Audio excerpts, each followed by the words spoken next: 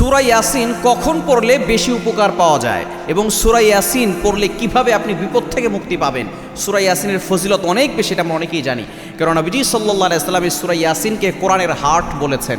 কারণ এটা হচ্ছে কোরআনের এমন একটি সূরা যে সূরার মাধ্যমে আল্লাহ পাক রব্বুল আলামিন অসংখ্য অগণিত মানুষের নেক আশাগুলো পূরণ করেছেন। সুতরাং আপনি যদি কঠিন বিপদে পড়ে যান অথবা আপনি কোন সময় পড়লে বেশি উপকার পাবেন এটাই আপনাদেরকে জানাবো। বিশেষ করে সূরা ইয়াসিন যদি আপনি পড়েন, আল্লাহ তাআলা আপনার অভাব দূর করবেন, আপনার বিপদ দূর করবেন। শুধু তাই নয়, আল্লাহ তাআলা দুশমনের দুশমনি থেকে আপনাকে হেফাজত করবেন। এই সূরাটা আপনি এক নাম্বার হচ্ছে আপনি ফজরের নামাজের পরে পড়বেন। অবশ্যই ফজরের নামাজের পরে যদি কোরআনের সূরা ইয়াসিনের তেলাওয়াত করতে পারে, আল্লাহ পাক রব্বুল আলামিন তার সকল অভাব দূর করে দেন।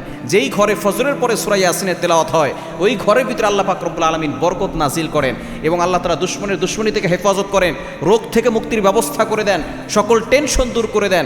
শুধু তাই নয়, আল্লাহ পাক রব্বুল আলামিন নিজে জিম্মাদার হয়ে যান, ওই ঘরের প্রত্যেকটা মানুষকে আল্লাহ তাআলা নিজে হেফাজত করেন।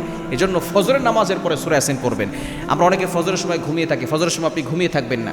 নবীজি সাল্লাল্লাহু আলাইহি সাল্লাম ফজরের সময় আল্লাহর কাছে দোয়া করেছেন, বরকতের দোয়া, বুখারীর হাদিস, আল্লাহুম্মা বারিক লিউম্মতি ফি বুকুরিহা, আয় আল্লাহ আমার উম্মতের সকালটা বরকতময় করে দাও। আল্লাহ পাক রব্বুল আলামিন এই দোয়াটা কবুল করে নিয়েছেন। সুতরাং ফজরের সময় হচ্ছে বরকতের সময়, ফজরের নামাজ পড়ে সূরা ইয়াসিন পড়বেন, দেখবেন ঘরের সকল অভাব দূর হয়ে যাবে, ঘরের ভিতরে বরকত আসবে। দোকানে উন্নতি হচ্ছে না, ফজরের নামাজের পরে দোকান খুলবেন, সেখানে সূরা ইয়াসিন তেলাওয়াত করবেন, দেখবেন আল্লাহ তাআলা ব্যবসায় লাভবান করে দিবেন, দোকানের ভিতরে বরকত চলে আসবে। ফজরের সময় পড়বেন এবং যখন বিপদে পড়বেন তখন পড়বেন। যদি আপনার ভয় বেশি লাগে, আপনি যখন সূরা ইয়াসিন পড়বেন দেখবেন আপনার ভয় কমে যাবে। সুতরাং আপনি ফজরের সময় সূরা ইয়াসিন তেলাওয়াত করার চেষ্টা করবেন। বিপদে পড়লে পড়বেন, বিপদ থেকে উদ্ধার হতে পারবেন। বেশি ভয় পেলে পড়বেন, দেখবেন ভয়ের থেকে আপনি মুক্তি পেতে পারবেন।